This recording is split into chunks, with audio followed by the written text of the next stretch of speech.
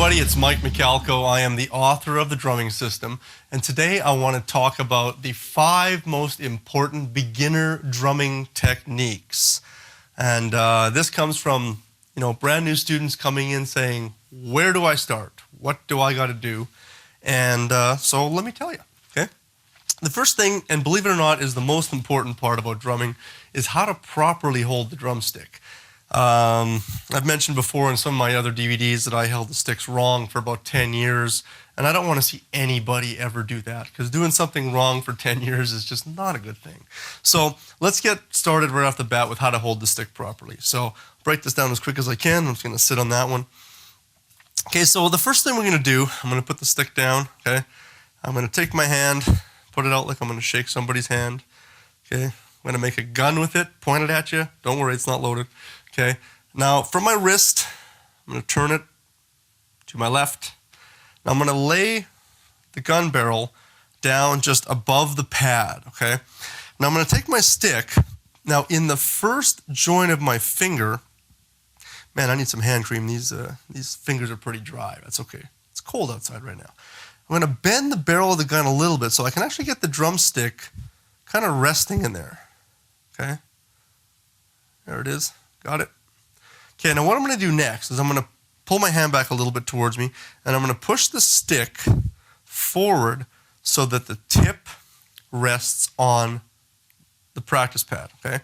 Now, what I want to do next is I want to find the spot of the drumstick called the balance point, where the drumstick is going to rebound the best for me. Notice how I'm just pushing back, pushing down on the back of the drumstick here. Because if I'm too far forward, it's not going to happen. If I'm way too far back, I'm not going to get very much rebound. So you find that sweet spot of the drumstick where it wants to rebound for you. Haven't found it yet. There it is. Okay, so it's a pretty good spot right around there. You'll know every drumstick has one. It just takes a few seconds to search for it. Now I'm going to take my thumb and secure the stick in my hand, but I'm not going to push down with the edge of my thumb. I'm just going to simply rest my thumb on top above the index finger. So now what I want to do is I want to lift my hand up like this. Okay. Now I want the back of the stick to hit me in the pad, the soft pad of my hand here, because that's also known as the shock absorber. Okay, and the shock absorber is great because when I'm starting to hit the drums really hard, all the energy and shock that's going through the stick, I don't want it to hit anywhere else but in the softest part of my hand. So that's a good place for the back of the stick to hit us, not here, right there, okay? Now what I'm going to do next is take my back fingers and I'm going to gently wrap them around the stick like this. I'm not going to clench the stick, okay? I'm just going to secure the stick in my hand. So oddly enough, it's a pretty loose grip, but tight enough that the stick's not going to go flying out of my hands, okay? So it's a problem that I haven't dealt with in a long time since I actually learned how to hold the sticks properly after 10 years of doing it wrong. So at this point, you look around, you can see there's a gap here. I don't want to close off that gap because that's too tight. I want to keep it quite open and relaxed. I should be able to actually take a drumstick and shove it right through there that's how I play. So that's huge. You guys got to know that. And if it feels kind of awkward at first, it's okay because the thing is, it feels very loose and relaxed in our hand, but that is the real secret to great technique, is the world's best drummers know what I'm talking about because you now have the fluidity and the freedom for the stick to do way more work, and our hands aren't doing so much the work. The drumstick is doing the work. So when I say that I held the stick wrong for 10 years, it was because I was clenching it like a baseball bat or like a golf club. I really had to relax it. So you can see how the back of the stick is hitting me in the shock absorber. The fingers are there if I need them, so there's lots of freedom. So that's a big one, how to hold the stick, grab the other stick, match it up. You can go through the whole process again, match it up, away you go. That's how you hold the sticks.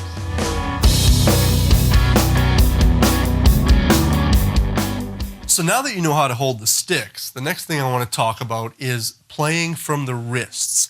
And the reason this is so important is I see so many drummers, even that have been playing for a few years, that are playing like this. And I always say it's like the Energizer Bunny kind of look. And it doesn't work, okay? Because we're not robots, we're not machines, we're humans. We have lots of flexibility in our limbs, especially in our arms. So I just, I try to practice like this just for fun, and I can't. I can't go longer than 15 seconds because that's just way too much work from the elbow.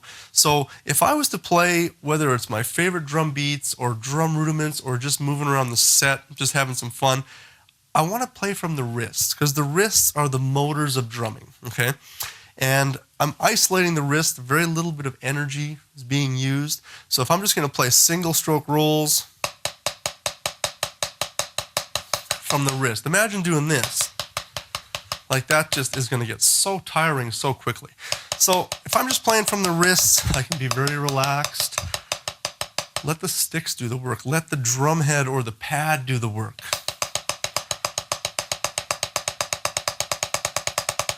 When people say to me, man, you can go forever, you can film DVDs, you can do recording sessions, you can do rehearsals for hours and hours on end.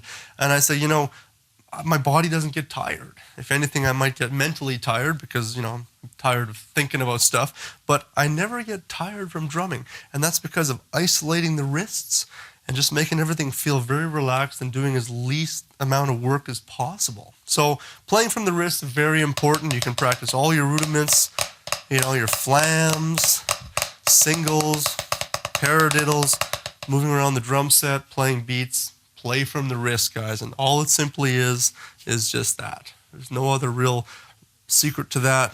Learn to play from the wrist. Even if you play with your thumbnails up, fine. Try to get the wrist moving. If you play palms down, go from the wrist, but try to get away from this if you can.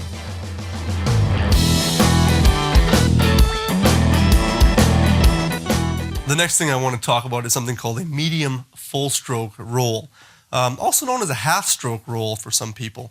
The medium full stroke is a 45-degree angle to the drum, okay? So you're going to get a medium volume. You're playing not fully up like this and you're not down close to the pad.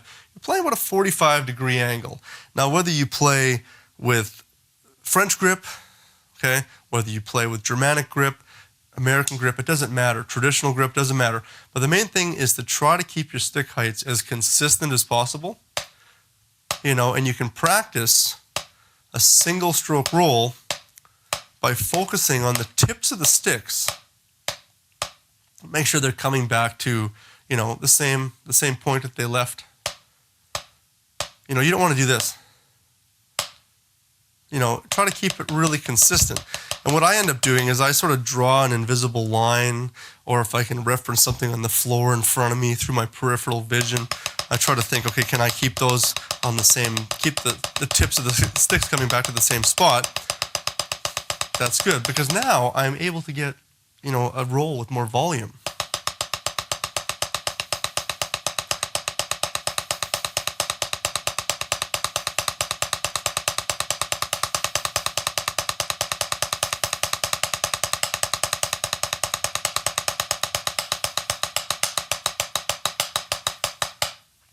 It ends up being a really great workout for you guys because you're bringing the sticks up, a good 45-degree angle to the drum. So practice your medium full stroke rolls, like I said, also known as a half stroke roll, and you'll be amazed at how much quicker you can get around the drums with more volume.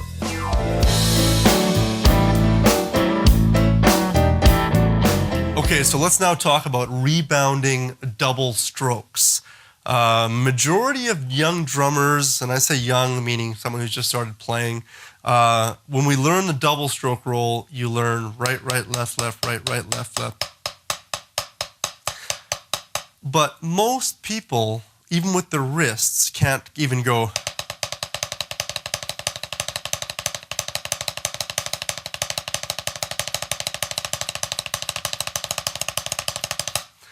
I practiced that a lot just so I could do rolls on a floor tom, but I also play hand percussion, which is all wrists, so my wrists are pretty developed. But if we want to get really, really great fast double stroke rolls, we have to learn to start rebounding the stick, okay? So as I mentioned in the section on how to hold the sticks, you want to make sure you've got that balance point where the stick is going to rebound for you, okay? So the biggest thing is when I drop the stick down, I don't want to be too tight, because if I'm too tight, the stick just dies. And I don't want to be too loose, because the stick is going to sort of flop around like a fish out of water. So I have to learn to control the drumstick. So when I do drop the stick, it gives me one extra note following. Notice that? Once again, can't be too tight, can't be too loose. So you got to find that real nice happy grip. We'll call it the happy grip, okay? In each hand to learn to start rebounding the stick. And don't be afraid. I see people kind of going, like, try not to play that second note. Trust your instinct. You'll be amazed. It's like a basketball. Throw a basketball down and leave your hand flat. What happens? It bounces again. You know, you grab the ball, it stops. Don't grab the ball, don't grab the stick. You know, just let it bounce. Let it be natural. The way I demonstrate this is look what the stick wants to do. I mean, it wants to keep going. If I'm in that proper balance point, it's going to bounce until it stops. If I get it out of there after 2 and learn to control that in my grip, look at my arms. 1, 1, 1, 1, 1, 1, but I'm getting 2 strokes, right? So I'm thinking right, left, right, left, right, left, but in turn I'm getting double, double, double, double, double, double, double, double. So it takes a little bit of practice, but you'll be amazed at how quickly this comes. I see most of my students get this in about 10 minutes. But then the goal is to try to speed it up. So once you gain control, I'm simply speeding up my wrists, a little bit of arms, not too much. And it's going to be real nice for some real nice open rolls.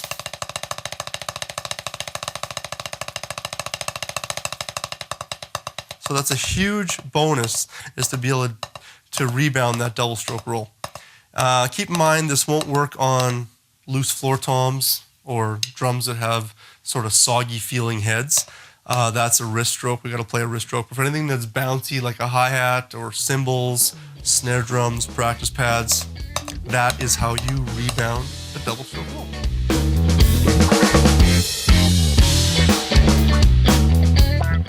So now that you have a better understanding of all these techniques we've been talking about, I want to show you one last great exercise that I like to use for myself and for all my students at home. And it's simply just practicing single stroke rolls to double stroke rolls, because the concept is similar, but there is a difference. Okay, so let me demonstrate and then we'll talk about it.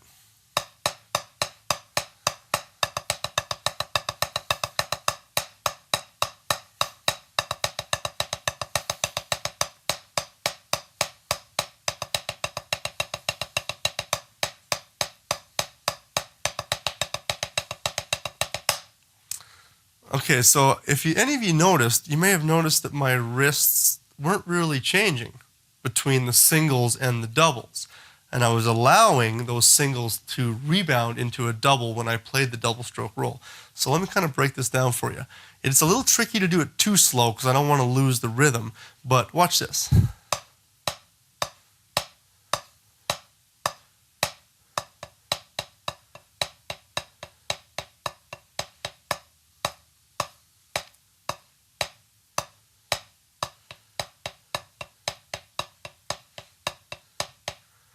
Now, because I'm going slow, I have to kind of help out that second note for the double a bit.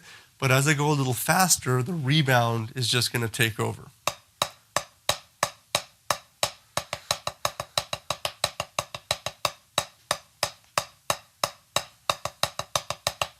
A little quicker.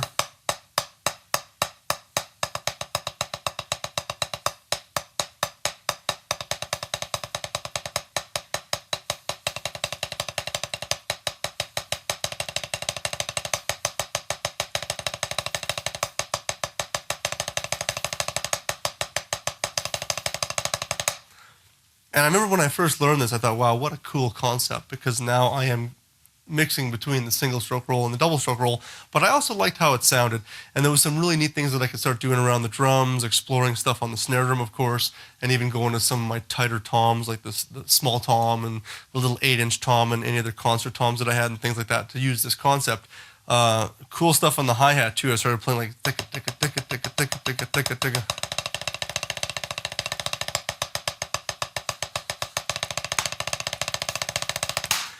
And it just started getting my drumming really exciting for me. It was quite cool, some of the stuff that I was able to pull off. But be patient with that, because, you know, you don't want to do it too slow. I tell my students, don't go too slow, because here's the thing. If you go tap, tap, tap, tap, tap, tap, tap, tap. And I always say it's really hard to get a controlled rebound in time that slow. So try to find a tempo that's going to work for you, that's going to start to help you with this technique, because even if it's a little sloppy at first, that's fine, but you don't want to spend too much time on something that's slow, that's meant to be fast. You know, I say you never want to push yourself, but you never want to stay at the back of the race for too long, because you're never going to get to that finish line anytime sooner than you're hoping for.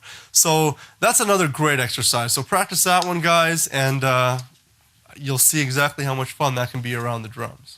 So thanks for hanging out with me. I really appreciate that. My name is Mike Michalko. I'm the author of The Drumming System, and you can click on the link below to find out exactly what the drumming system is. It's a lesson pack full of everything you may possibly want to learn on the drums.